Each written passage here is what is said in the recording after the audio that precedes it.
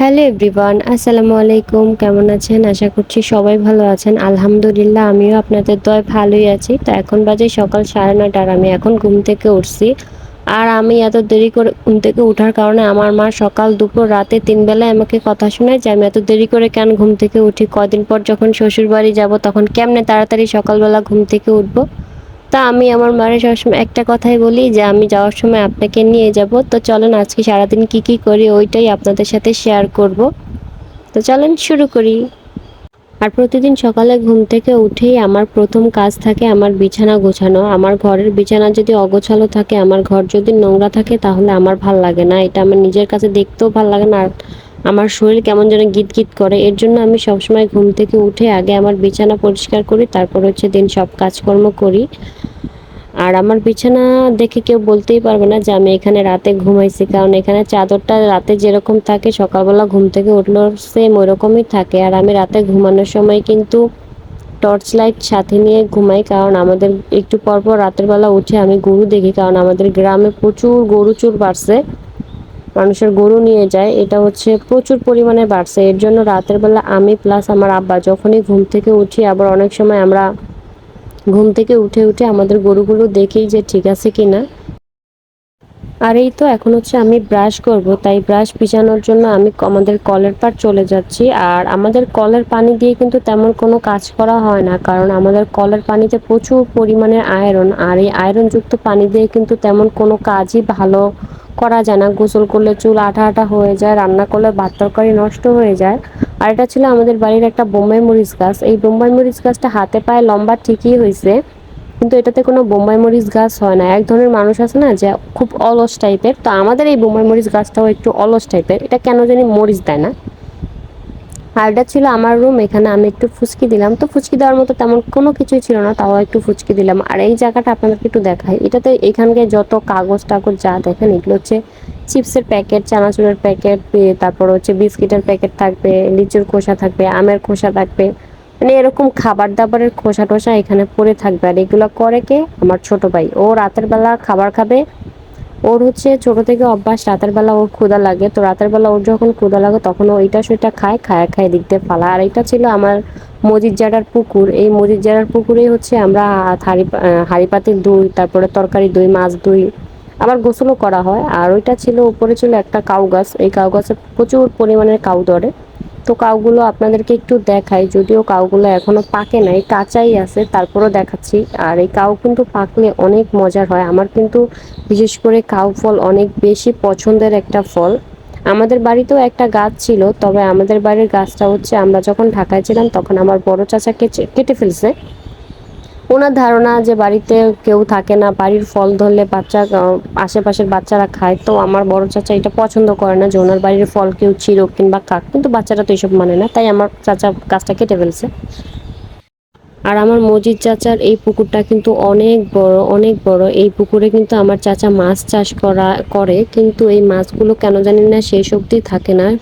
আপনারা যদি সামনাসামনি দেখেন তখন মনে হবে যে পানির থেকেই মাছের পরিমাণ বেশি, কিন্তু এই পানি যখন সেচে ফেলা হয় মাছ ধরার জন্য, তখন এই পুকুরে কোনো মাছই পাওয়া যায় না। এর জন্য সবাই বলে এই পুকুরের মাছ নাকি ভূতে খেয়ে ফেলে। তো ভূতে খায় না কিসে খায় এটা আসলে আমি জানি না, তবে লোকমুখে শোনা কথা আর কি। আর ওই বস্তাগুলো যে দেখা যাচ্ছে, ওই বস্তাগুলো হচ্ছে যা সুপারির বস্তা, ওইগুলো হচ্ছে আমার মজিদ চাচা প্লাস হচ্ছে আমরা সুপারি ভরে ভরে, যাতে সুপারি অনেকদিন ভালো থাকে এর জন্য হচ্ছে পানিতে রাখা হয়, যাতে করে সুপারির গাছ যাতে না হয়।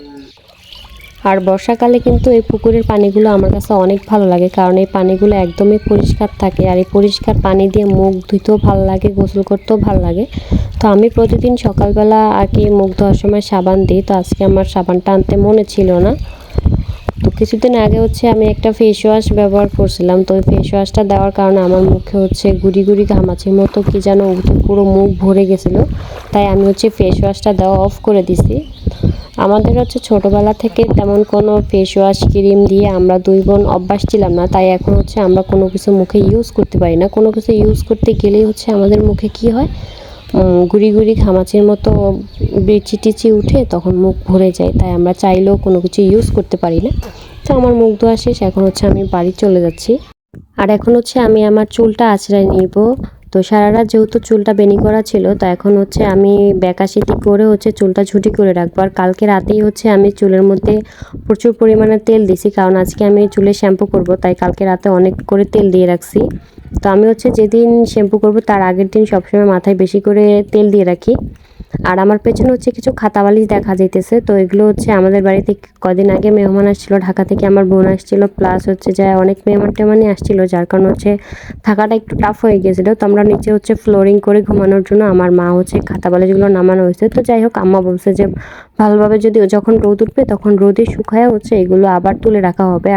আর আমার পেছনে যে কাচের বয়মগুলো, ওইগুলো তো হচ্ছে আমি ঢাকায় যখন ছিলাম তখন আমি আমের আচার বানাইছিলাম, তো ওইগুলোই হচ্ছে আমি বাড়ি আসার পথে নিয়ে আসছিলাম। আর এখন হচ্ছে আমি সকালের খাবারটা খেয়ে নিব। তো আমি হচ্ছে পাতিলে পাতিলে বলতে তরকারির যে কড়াইটা ছিল ওইটাতেই খাইতে বসছি। তো ওইটা দেখে আবার আপনারা কেউ খারাপ কিছু ভাবিয়েন না বা অন্য কিছু মনে করিয়েন না। আসলে আমি প্লেটেই ভাত নিতে গেছিলাম, পরে দেখলাম যে না, তরকারি যেহেতু অল্প আছে, আর তো আমি হচ্ছে এই তরকারির কড়াইটাতেই খেতে বসে পড়ি। কেননা আবার আরেকটা প্লেট ভরাবো, তারপর হচ্ছে ওইটা আবার ধুইতে হবে। যদিও আমি ধুই না, তারপরও হচ্ছে যারা এই কাজগুলো করে তাদের জন্য অনেক মায়া লাগে। এর জন্য হচ্ছে আমি প্লেটে খাই নাই, এই কড়াইটাতেই বসে বললাম। তো আমার হচ্ছে ৩ বেলা ভাত খেতে প্রচুর ভাল লাগে, কারণ আমি হচ্ছে অন্য কোনো খাবার খাইয়ে থাকতে পারি না, আমার ভাতই দিতে হবে। এটা বাধ্যতামূলক, এটা আসলে নতুন কিছু না, আর নতুন করে বলার মতো কিছু নয়, কারণ আমি সেই ছোটোবেলা থেকে আমি ৩ বেলায় ভাত খাই অভ্যস্ত। এখনও হচ্ছে আমার ৩ বেলায় ভাত লাগে। আমার একবেলা যদি আমি ভাত না খাই তখন আমার মাথা মুথা ঘুরানো শুরু হয়ে যায়, আমার হাত পা কাঁপা শুরু হয়ে যায়। একদিন যদি আমি ঠিক মতো ভাত না খাই, তার পরের দিন হচ্ছে আমি মাথা নিয়ে দাঁড়াইতে পারি না ঠিক মতো, আমার মাথা ঘোরানো শুরু করে।